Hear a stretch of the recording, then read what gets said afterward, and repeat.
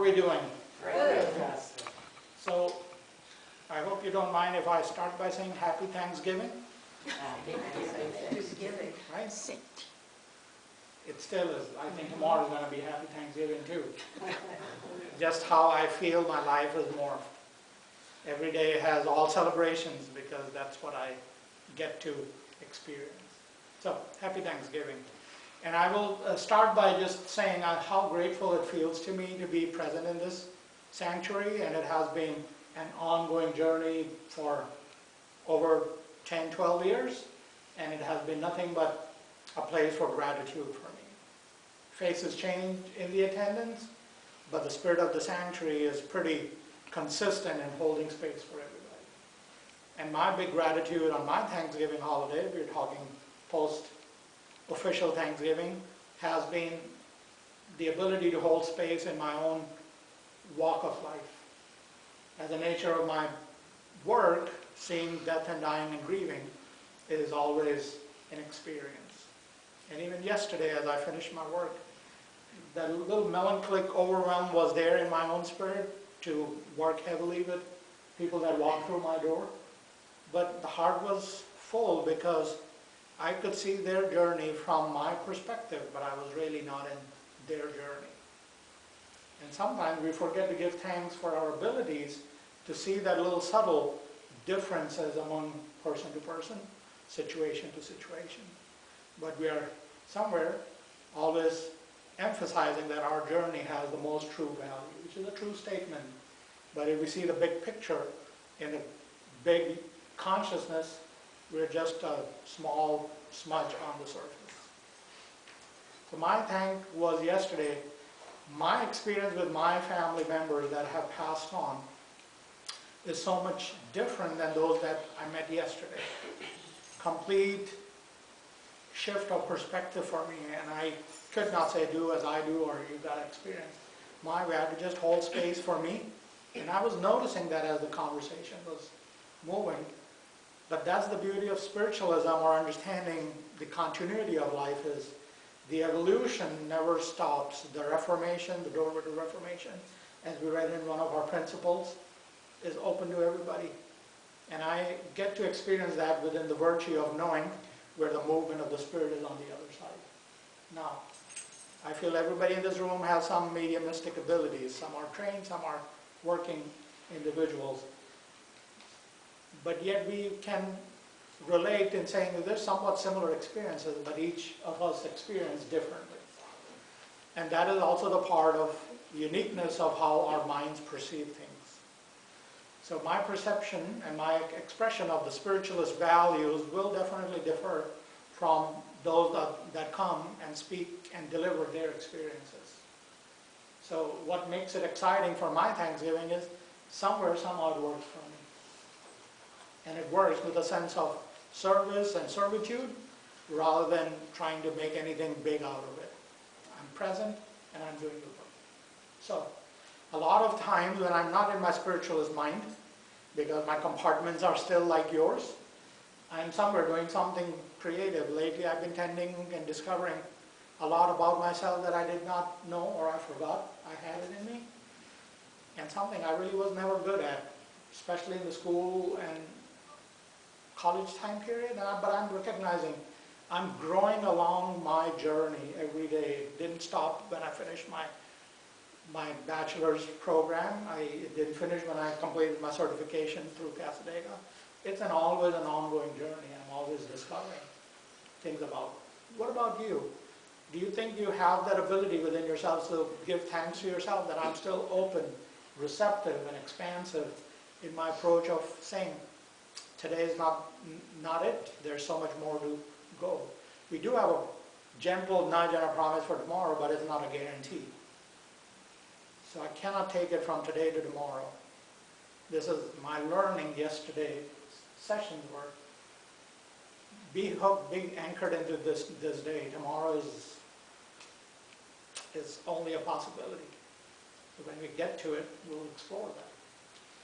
So my quote that I feel have shared here a few turns ago, when you talk about handwriting, How many of us are still good at the cursive handwriting? Right? How many of us are skilled at doing print writing? I think where we are, we have both the aspects. Some of us are losing the cursive values, which is all okay. But the enjoyment is you have to put the tip of the pen on a paper to make it go anywhere. And I'm grown from cursive to print to art. And the quote that I stumbled upon was, "Art is a dog going for a walk." And then as I was driving over here, as I crossed the I-4 bridge coming this way, my thought was, well, it is true, nothing would start unless there is a little blip or a dot somewhere. But this cursive handwriting was also a joy, because when we talk about our altered states in our spiritualist development, or the state of automatic writing, or being a channel in somewhere, you still have to connect to that little dot, even though human consciousness is putting to a more subtle stages, but you're connecting with something bigger. And that was the thought of like, okay, well, cursive writing is there, but we do have to give breaks in between from one word to the other word, or we have to cross a T and a dot and I. There's separations in that process as well. So nothing is always running the course without break in continuity. So our lives from the physical perspective have the similar thing. Our intention is set in place. We are goal driven, or we are trained to be goal driven. But at the same time, the momentum may break at some point. And that could be a period of assessment, a period of reason to take a break. Thanksgiving, lunch, always calls for that mid-afternoon nap or midday nap. That's a break in recalibrating our gut and the energy where it's flowing.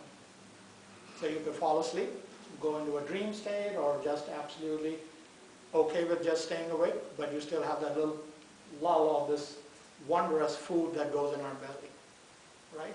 So think about from a spiritual body, when that nurturing of spiritual nature goes in us, it is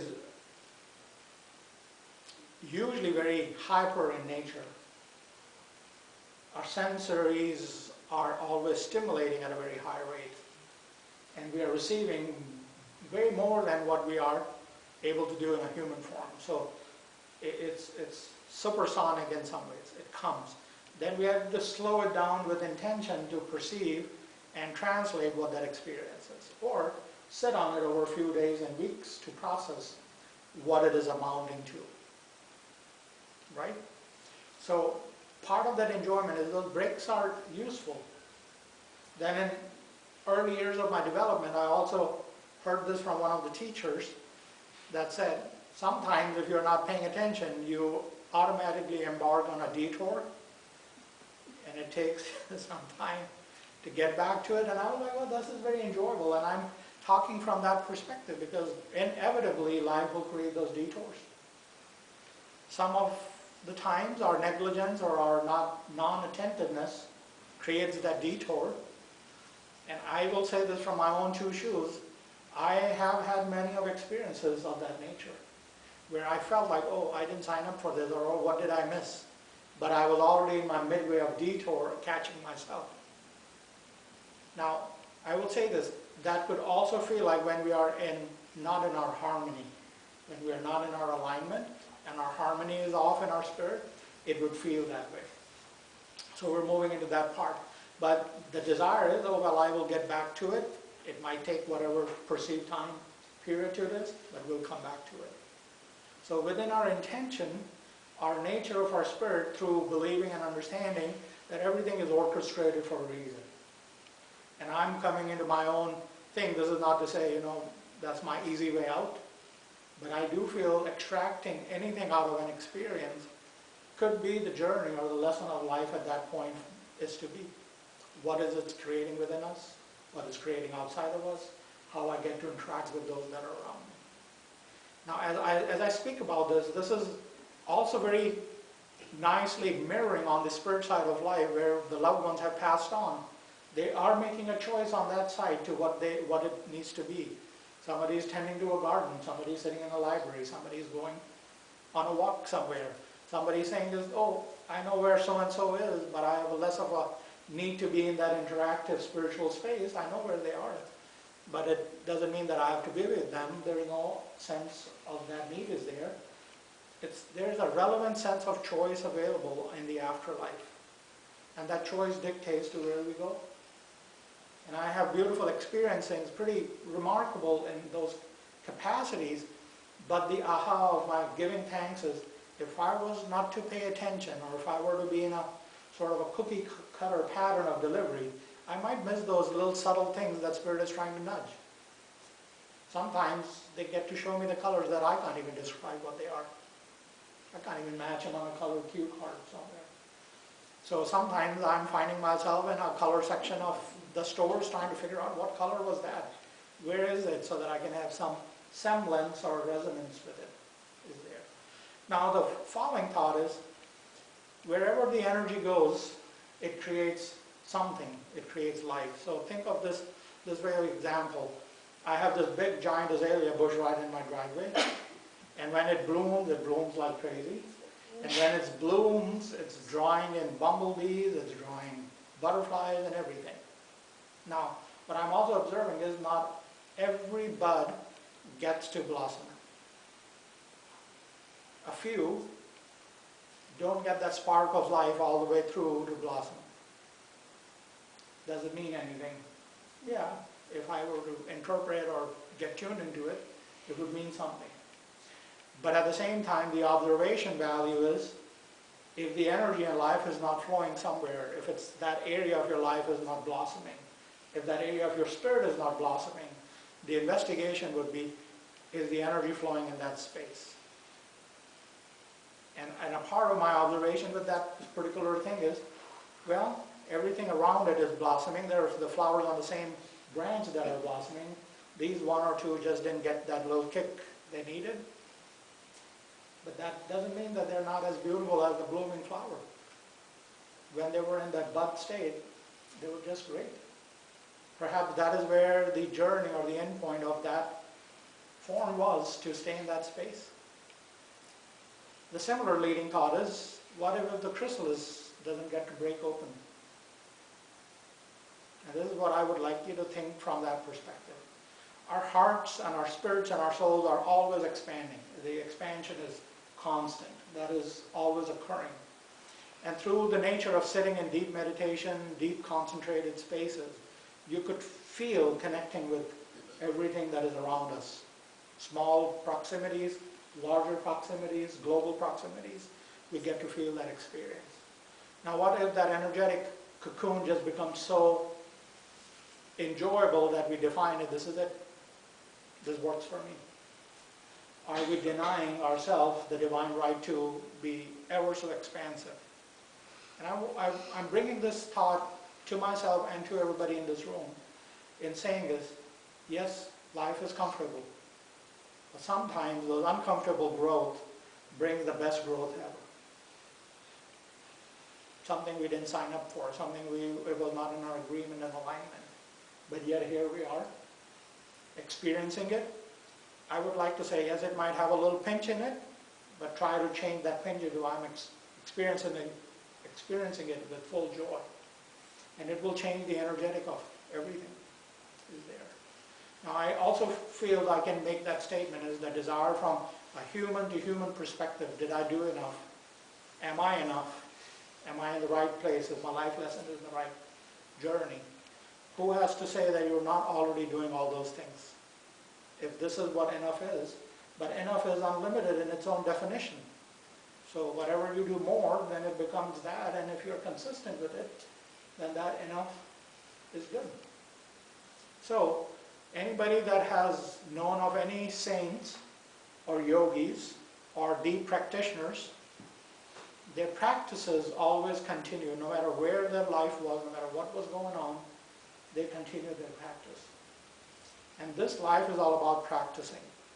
And I will say this with my own sense of awareness, that spiritualism has brought me a lot of comfort in just knowing that this journey is whatever it's going to be, but I will also have that choice of growing on the other side.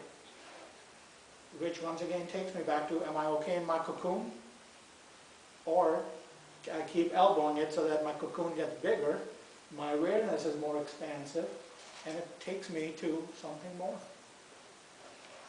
So, one reminder for me and for everybody. If you have any regrets or if you have any perceived limitations on yourself, this living life is a better place to work on those things rather than take them with you on the other side. And I joke about this and I'm serious about it. Do whatever you can in this lifetime to break your shells, break your limiting belief system, and be the unlimited soul that we are.